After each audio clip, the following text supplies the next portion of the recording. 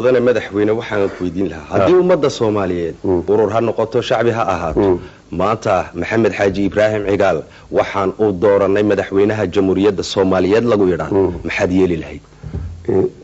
Somaliland mise Soomaaliyeed madax ummadda Soomaaliyeed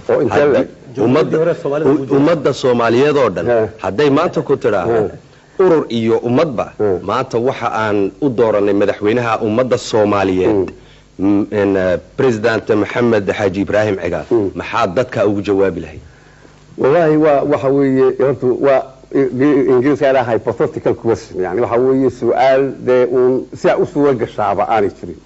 xamar nimanka isu geyn waay maxay hayday iyagi maanta isku dilaya ana madax noqonaya ay maanta 1 million kala marayaan dhiigisa oo qulqulayo weey ilaa imma haddan isu hub samaysanayaan maalinta Mareykan tago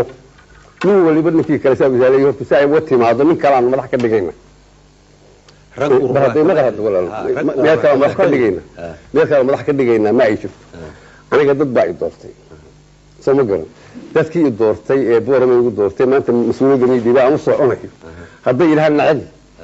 muuji waxaan yeeli laakiin kaale oo cid kale madax u noqo haday koonfurtu ku timaado ma suura geliso haday koonfurtu ku timaado ma suura geliso inuu ma yahay dadal madax waran hadii fikirka dadka qaraaminsan yahay dhinaciisa inuu qaadno oo adiga lagu ogolaado inaad noqoto madaxweynihii Soomaaliya oo isku dhan oo caasimadii la siiyo Somaliland oo mar kale la soo celiyo midnimadii 60kii ay labada gobol ama labada gees ama labada wadan ba iskugu yimaadeen khaladaadkii dhacayna dib loo saxo wax laga barto ee taasi dhinaca Somaliland suurtagal ma ka tahay horta waxa qalada intayna wax soo ogolaanin madaxweynaha Hussein waxaan ku heshiino aan waalamada abuurno waa taa tagi horta yaa wada hadlaaya heshiinaya saysta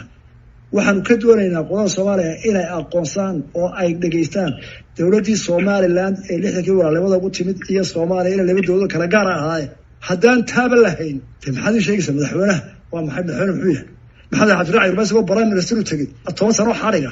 iyo dadkii soo diyaarada lagu garaaco oo madaafiic lagu dimiyo ayuu ka macaashay waa in la helaa Soomaaliya iyo Somaliland 60kii halkay joogeen in la isku aqoonsado